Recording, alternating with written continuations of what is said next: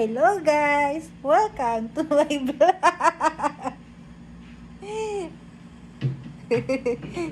Yung x-ray namin nauwi sa emergency CS. My goodness. Alin na pakita ko ng mukha.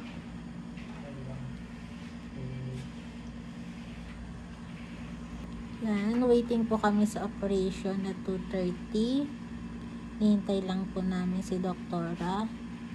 Ganun na din yung anesthetologist. Basta yung sa anesthesia, alam nyo na yun. Kento pala ang feeling nyo na sa hospital. This is my first time. Tuturok-turokan ka. Una, sinuwerawahan ako dito sa kabila, sa kaliwa. Hindi ko may hawak. Yan, sa kaliwa. Tapos, pumutok yung ugat kasi kinakabahan ako. First time. Tapos, inulit dito naman sa kabila. Naging successful naman. Yan. Tapos, after nun, dinala na kami dito sa room. Then, kinuhanan din pala ako ng dugo. Yan. Tapos, shinave yung yung tiyan ko. Dapat wala daw buhok. Tapos, may pumasok ulit na nurse. Anong pinurok sa akin? Antibiotic. Testing lang daw yun. Hindi ko alam kung tuturukan ulit mamaya. So, ayun. Waiting po kami sa aming mga kasamahan, sa aming mga nanay-nanay.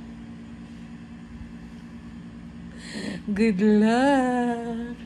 Oo, at age of 25 years old. Naoperahan sa Aira, sa Pempem. Hi! Parang asim ko po.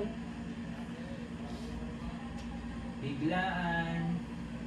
Biglaan. We're not ready, but we're financially ready. Wow, sana financially ready.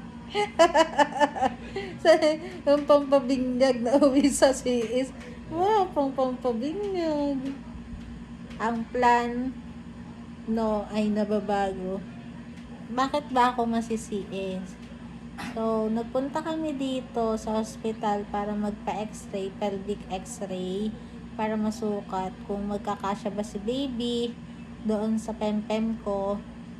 Pero anong nangyari, diretso ultrasound na rin kasi nandito yung OB-GYN namin, which is si Dr. Benosa. And then after no, nakita na kakunti na yung water level ni baby. Anong amniotic water ni baby, which is ang standard daw ay 8, pero yung sa akin ay nasa 6.2 or 6.3 na lang.